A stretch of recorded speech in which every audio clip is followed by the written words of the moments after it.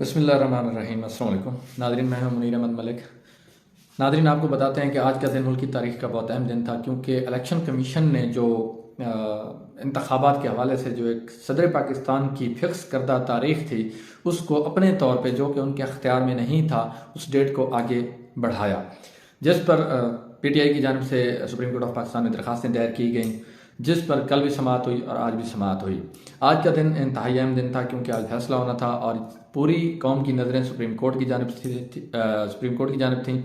और दूसरी तरफ पाकिस्तान तहरीक इंसाफ के चेयरमैन इमरान खान साहब कौम से अपील कर चुके थे कि आपने अदलिया के पीछे खड़ा होना है, और अदलिया को कहा कि कौम आपके पीछे खड़ी है, आपने मेरिट पे फैसले करने हैं। गवर्नमेंट ऑफ पाकिस्तान की जानिब से अटारनी जनरल मंसूर उस्मान अवान पेश हुए, जबकि PTI की जानिब से बैरिस्टर अली जफर ने दलाइल पेश किए। आज का दिन बड़ा कमाल का दिन था। जजेस की जानिब से भी दिलचस्प इमराज है, क्योंकि पूरी कौम की नज़रें इस हवाले से थी, क्योंकि अदलिया को मुतनाज़ बनाए जाने की कोशिश की जा रही थी कुछ सियासी पार्टियों की जानिब से, और ये कहा जा रहा था कि जो कबल अजीम फैसला आया वो 4-3 से है। कुछ जजेस ने इख्तलाफी नोट लिखा, जो इख्तलाफी नोट वाले हैं वो 4 हैं और जो हक में हैं वो 3 हैं। तो आज वो भी मामला तकरीबन क्लियर हो गया। जस्टिस जमाल खान मंदोखेल, जो कि कबल अजीम इस हवाले से इख्तलाफी नोट लिख चुके थे, आज उनसे जब ये बात की गई, अटॉर्नी जनरल ने बात की, तो उन्होंने यही कहा कि ये सुप्रीम कोर्ट का अंदरूनी मामला है। जब फैसला हो चुका है, इलेक्शन करवाने हैं तो अब करवाने हैं। बात हुई कि आया कि इलेक्शन कमीशन के पास इलेक्शन की तारीख को मुलतवी करने या एक्सटेंड करने का अख्तियार है या नहीं है। इसके अलावा दूसरा सवाल यह था कि इलेक्शन के लिए 90 दिन का टाइम पीरियड होता है। 90 दिन के अंदर जो है ना, आइन कहता है इलेक्शन करवाने हैं, 90 दिन से ऊपर आप किस तरह जा सकते हैं। तीसरी बात उन्होंने कहा कि अगर 90 दिन के अंदर इलेक्शन नहीं होते तो जो निगरान गवर्नमेंट बैठी है उसके लिए क्या लाए अमल बनाया जाएगा। तो आपको जो जजेस ने रिमार्क्स दिए उसके हवाले से आपको आगाह करते हैं कि कौन से जज ने क्या रिमार्क्स दिए। Chief justice of Pakistan Umar Ata Bandial साहब ने कहा कि कोई कानून इलेक्शन कमीशन को इंतखाबात मुलतवी करने का अख्तियार नहीं देता। जमहूरियत के लिए इंतखाबात ज़रूरी हैं।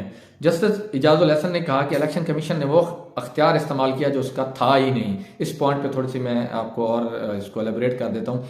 कबल अजीम जब कोर्ट के अंदर मामला गया इलेक्शन की डेट के हवाले से कि इलेक्शन कमीशन और गवर्नर पंजाब और गवर्नर KP इलेक्शन की डेट अनाउंस नहीं कर रहे थे, तो सुप्रीम कोर्ट ने नोटिस लिया, जिस पर वहाँ पे गए तो इलेक्शन कमीशन को कहा गया कि आप इलेक्शन की डेट दें। तो इलेक्शन कमीशन ने यह कहा कि हमारे पास इलेक्शन की तारीख देने का कोई इख्तियार नहीं है, ये इख्तियार गवर्नर के पास होता है या सदर के पास होता है। तो सदर को हिदायत की गई, सदर ने इलेक्शन की डेट का ऐलान कर दिया।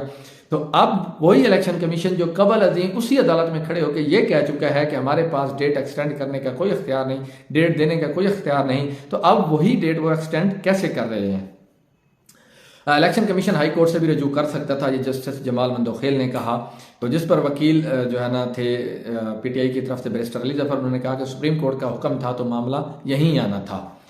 इसके अलावा जस्टिस इजाजुल हसन ने कहा कि तमाम इंतजामी इदारे इलेक्शन कमीशन के साथ ताउन करने के पाबंद हैं। ये उस सेंस में रिमार्क्स दिए गए जब जो है ना सिक्योरिटी इदारे ने सिक्योरिटी देने से माजरत की और वजारत खजाना ने फंड देने से माजरत की, तो ये उस हवाले से रिमार्क्स दिए गए। जस्टिस मुनीब अख्तर ने कहा कि अगर इंतखाबात मुमकिन नहीं थे तो इलेक्शन कमीशन को सुप्रीम कोर्ट से रजू करना चाहिए था। ये बात कि अगर इलेक्शन नहीं हो सकते तो इलेक्शन कमीशन को चाहिए था कि सुप्रीम कोर्ट के पास जाता। जब सुप्रीम कोर्ट का हुक्म था तो वो बैठी है ऊपर, जो उस मुल्क का सबसे बड़ा आईनी इदारा है, उसके पास जाते।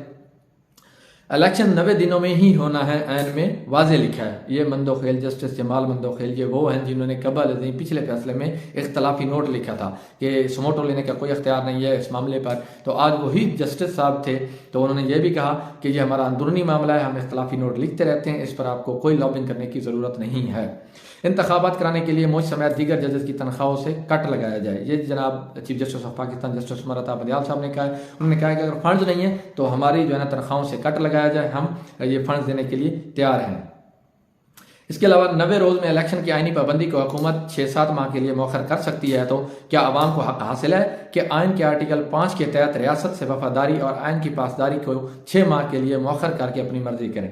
ये बड़ा ज़बरदस्त रिमार्क्स दिए हैं चीफ जस्टिस ऑफ पाकिस्तान ने कि अगर इलेक्शन कमीशन आइन की खिलाफ वर्जी करते हुए 90 दिन से आगे इलेक्शन ले जाता है तो फिर आप आवाम भी जो आइन की पाबंद है, तो रियासत से वफादारी और आइन से वफादारी की पाबंद है, तो फिर वो भी उनको 6 माह के लिए आज़ाद कर दें, वो अपनी मर्जी करेंगे, जो मर्जी करें।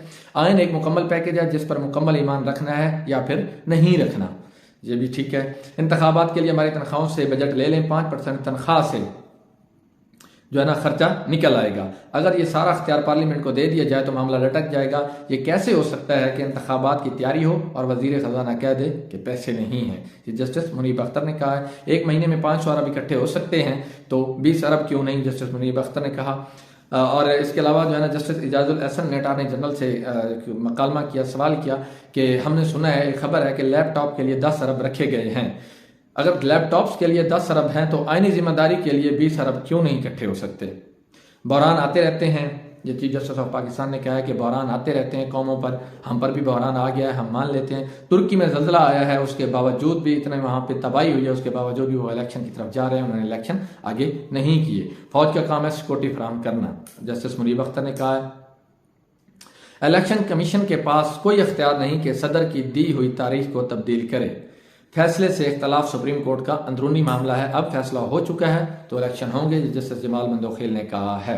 इसके अलावा आपको बताते हैं कि जैसा कि आपको पिछले व्लॉग में मैंने बताया कि ये जो इस वक्त पीडीएम गवर्नमेंट में है, इनकी जो मेन वज़ीर आज़म बैठे हैं नून लीग के, इस पार्टी का वतीरा रहा है। मैंने पीछे कुछ मिसालें भी दी आज सुबह वाले व्लॉग में और बताया कि इन्होंने कबल दिन कैसे सुप्रीम कोर्ट पर हमला किया। और अगर इनकी इसी गवर्नमेंट में जो मौजूदा 1 साल से गवर्नमेंट चल रही है, इसकी मिसाल देखी जाए कि इन्होंने जो भी कानून साजी की है सिर्फ अपनी ज़ात के लिए की है, अपने फ़ायदे के लिए की है, कौम के लिए कोई कानून साजी नहीं हुई। नैब तरमीमी बिल हुआ, इन्होंने अपने 1100 अरब के केसेस माफ़ करवाए। अब जब चीफ जस्टिस ऑफ पाकिस्तान ने सुमोटो नोटिस लिया, नोटिस लिया, सुमोटो लिया इस इलेक्शन के हवाले से कि 90 दिन से आगे कैसे जा रहे हैं, तो अब इन्होंने जो चीफ जस्टिस ऑफ पाकिस्तान है उसके अख्तियारात पर जो है ना ज़रब लगा दी है। और आज एक सुप्रीम कोर्ट तरमीमी बिल जो है ना 2023 पेश हुआ है वफाकी काबीना में, जिसकी मंजूरी भी दे दी गई है। उस जो तरमीमी बिल है उसमें चीफ जस्टिस ऑफ पाकिस्तान से सुमोटो का अख्तियार जो है वो वापस ले लिया गया है। तो ये है इस गवर्नमेंट की हकीकत कि जब भी जो है ना कोई आइनी मामला होता है और इनके खिलाफ फैसला होता है तो ये क्या करते हैं कि वो आइन में ही तब्दीली कर देते हैं, उस लॉ को ही तब्दील कर देते हैं ताकि आगे के लिए कोई मसला ही पैदा ना हो, ना रहेगा बांस ना बजेगी बांसुरी। तो अब इन्होंने क्या किया है कि पहले चीफ जस्टिस ऑफ पाकिस्तान आज खुद नोटिस ले सकते थे, अब उन्होंने आज खुद नोटिस का फैसला जो है ना ये किया है कि सुप्रीम कोर्ट के जो 3 सीनियर जज होंगे वो आज खुद नोटिस पे फैसला लेंगे, उनके पास अख्तियार होगा। इसके अलावा इस पर 30 दिन के अंदर अपील दायर हो सकेगी, अपील को 2 हफ्तों में फिक्स किया जाएगा। और जो सुमोटो का अख्तियार है, सुमोटो का अख्तियार उन्होंने कहा जी जजेस कमेटी के सुपुर्द कर दिया गया है। सुमोटो जो है उसके लिए फुल बेंच बनाया जाएगा। फुल बेंच से मुराद सुप्रीम कोर्ट के 17 जजेस वो बैठेंगे और इस मामले को देखेंगे।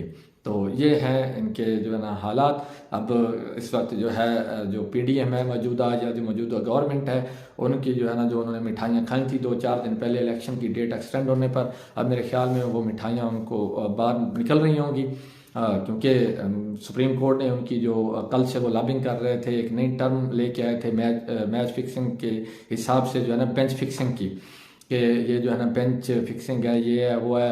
सुप्रीम कोर्ट ऑफ पाकिस्तान के चीफ जस्टिस जो हैं वो अपनी मर्ज़ी के बेंच बनाते हैं, अपने हम ख्याल जो जजेस हैं उनको जो है ना बेंच में बिठाते हैं। हालांकि ये उनका अख्तियार है, वो जिसको मर्जी बिठाएं। इसके कबल मैं मिसाल भी दे चुका हूँ कि जैसे वज़ीर आज़म पाकिस्तान को अख्तियार होता है वो अपनी काबीना का जिसको मर्जी हिस्सा बनाए, कैबिनेट में जिसको मर्जी लेके आए, कोई एतराज़ नहीं कर सकता। इसी तरह चीफ ऑफ आर्मी स्टाफ हैं तो वो भी जो है ना बाख्तियार होते हैं कि जिस जनरल को जहाँ मर्जी लगाएं, उनसे कोई सवाल नहीं कर सकता कि आप इस जनरल को यहाँ ना लगाएं वहाँ लगाएं। तो ये उनके अख्तियारात होते हैं। इसी तरह जो है ना चीफ जस्टिस ऑफ पाकिस्तान के भी अख्तियारात होते हैं जो मर्जी करें। अब जो है ना इसी मामले पर जैसा कि सुप्रीम कोर्ट में ज़ेर समाअत है, आज तरमीमी बिल भी पेश हो गया है। इस पर लतीफ़ खोसा साहब जो हैं, सरदार लतीफ़ खोसा सीनियर वकील हैं और पाकिस्तान पीपल पार्टी के रहनुमा भी हैं, उन्होंने इस पर अपना पॉइंट ऑफ व्यू दिया। उन्होंने कहा है कि ये सिर्फ आइन में ही तरमीम की जा सकती है, तब जाके ये जो आज आपने सुप्रीम कोर्ट तरमीमी बिल पेश किया ये होगा, अदरवाइज ये ऐसे पेश नहीं हो सकता। इसको अब कौमी असम्बली में पेश किया जाएगा जो कि आज वफाकी काबीना ने मंजूरी दी है। इसका जो वो तैयार हुआ है, पहले वो तैयार करते हैं, डेमो तैयार करते हैं, वो इस वक्त जो वज़ीर कानून है आज़म नज़ीर तारड़ उन्होंने तैयार किया है। आपको एक और खबर देते हैं कि सदर आरिफ अलवी, पाकिस्तान के सदर जो हैं सदर पाकिस्तान आरिफ अलवी साहब ने सेनेट का इजलास 30 मार्च को जुमेरात बनती है सुबह 10:30 बजे तलब कर लिया है और ये उन्होंने आइन के आर्टिकल 54 के तहत तलब की है।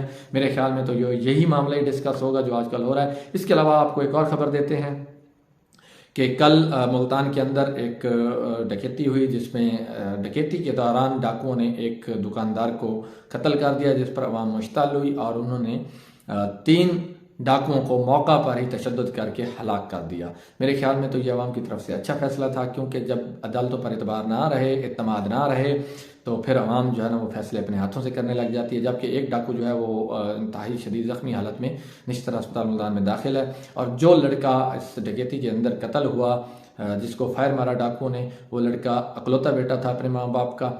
तो उन पर क्या गुजर रही होगी, ये हालात हैं इस वक्त पाकिस्तान के। अगर देखा जाए तो जो डाकू थे वो भी इंतहाई मेरे ख्याल में मजबूरी की हालत में होंगे, लेकिन मैं उनको डिफेंड नहीं कर रहा, लेकिन पाकिस्तान के हालात ही ऐसे हैं। अगर हम उसको देखें, बच्चे को देखें, तो वो एक ही अकेला निहत्ता लड़का था 18-20 साल का, जिसको उन्होंने फायर मार के कत्ल किया। किसी को कोई हक नहीं है किसी की ज़िंदगी छीने। इसके अलावा आपको एक और ख़बर देंगे कि आज कल तक तकरीबन 6 अमवात हो चुकी थी, जो कि मुफ्त आटा तकसीम किया जा रहा है गवर्नमेंट ऑफ पाकिस्तान की जानिब से। ये आटा बाज़ घरानों के लिए जो है ना मौत का परवाना लेके आ रहा है। और कल तक 6 अमवात हुई थी। आज साहिवाल में 2 अमवात हुई हैं, एक मुल्तान में हुई है, एक खनवाल में हुई है। ये आज की 4 अमवात आज हुई हैं एक ही दिन में। ये वो लोग हैं जो इंतहाई गरीब हैं, और आटा लेने के लिए गवर्नमेंट की तरफ से जो आटा स्कीम बनाई गई है, वहाँ पर इतना रश होता है कि भग धड़ के दौरान ही जो है ना अमवात हो जाती हैं। ख़वातीन जो कि ज़िंदगी के आखिरी अयाम गुजार रही हैं, मतलब इंतहाई ज़ईफ़ हैं, बूढ़ी हैं, लेकिन अपनी ज़िंदगी को जो है ना आगे चलाने के लिए, ज़िंदा रहने के लिए, मुल्क के हालात की वजह से वो जो है ना सस्ता आटा स्कीम के तहत जो मुफ्त आटा मिल रहा है वो लेने आती हैं और ज़िंदगी से ही हाथ धो बैठती हैं। नाज़रीन, ये हैं हमारे मुल्क के हालात। तो सवाल ये है कि हमारे मुल्क के हालात कब ठीक होंगे? पिछले 75 साल से इसी तरह के हालात हैं अवाम के।